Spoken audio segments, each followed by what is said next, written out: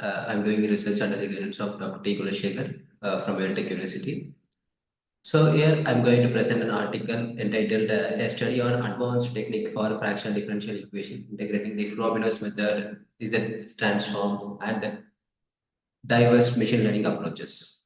So the overall idea I have explained here is so I am taking the fractional differential equation.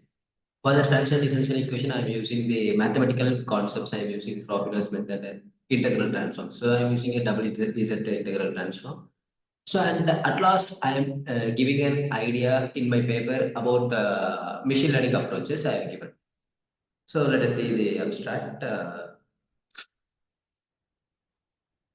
So this is my abstract. Here, this study explores the fractional differential equation using the fractional derivative and Frobenius method, and with the various approaches like binomial transforms and double Z transform and binomial series expansion I am using. So the more complexity will give for the binomial series. For that, I am using the integral transforms. So at last, I am giving some ideas for machine learning to develop with application parts. So I am giving an idea about machine learning concepts for giving an histograms, plots of histograms, scalar plots, box plots, and learning curves. So here, according to this finding provided improved comprehensions of this capacity of machine learning regarding the solution of such fractional differential. So this is the introduction. So generally, the fractional differential equation is a non-integer part. So it has widely studied because of the ability of differential equations, differential in science and technology. There are various applications are there, like in physics, engineering, biological, and finance. There are so many application parts are there. So which are not integers, so that is a fractional order will come. So which is a non-integer order only. Generally, we can say. So there are so many authors have studied and helped and developed the concept of fractional order differential equation. So in that Alexey developed the Alexey transform and Savi introduced and Savi transform, and there are so many others introduced various transforms. So here I have used the double Z integral transforms to make the traditional methods it is bit difficult, and they give new solution to the both the fractional and integral differential equations for our systems. So here the double Z integral transforms is used. It's a distinct from other integral transforms. So they are different in parameters. So we can use this integral transform for various applications. Previously, you can say the cryptography also we can use.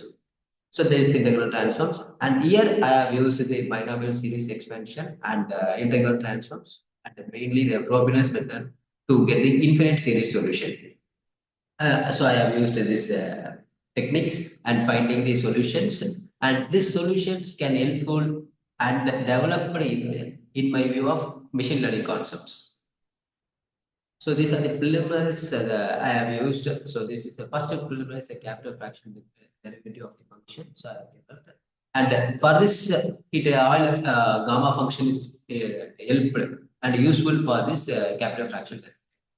So and next one is a integral transform. So that is a double Z integral transform. So in that, the parameter only differs from the Laplace transform. So this is the transform. So this is the work, and this is the theorem I have defined for fractional differential equation. This theorem also we can apply and an application part of machine learning concepts. So here that pi values ranges from 1 to 2. That is the fractional order I have used here, and a and b are the two real numbers. So that is the real numbers we can say. So that the first equation is our main equation, the fractional differential equation I have taken.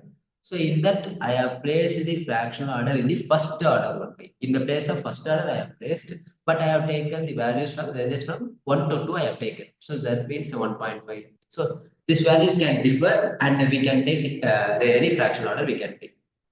So in that I have taken the initial conditions I have taken, and this is the solution I have find by using that Frobenius method, double Z integral sum binomial series. So this is infinite series solution. So I have used it. I have find it.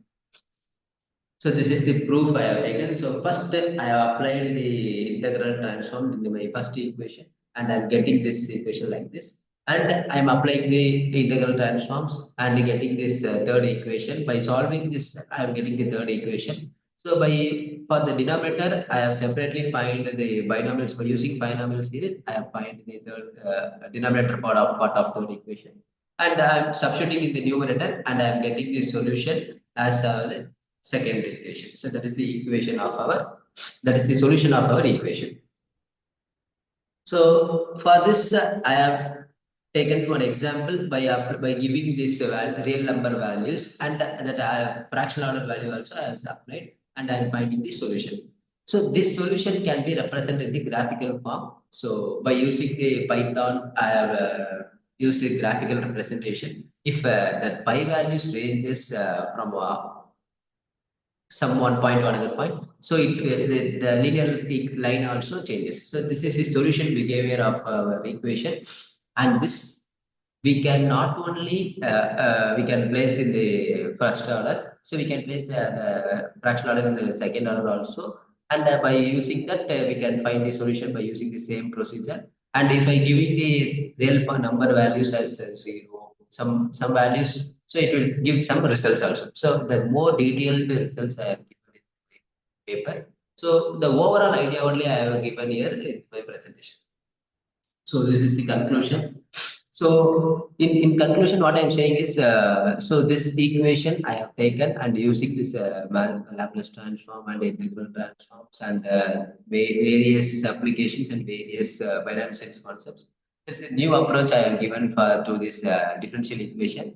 So this equations can also be useful and getting the graphical representation in the machine learning also. So I'm using the scalar points, and some graphical parts I have applied in the application. So just an idea only I have given in the conclusion parts by use how we can use it in the machine learning concepts. So more detailed work I have given in my paper. So further reference. So these are the references I have used for my work. Thank you.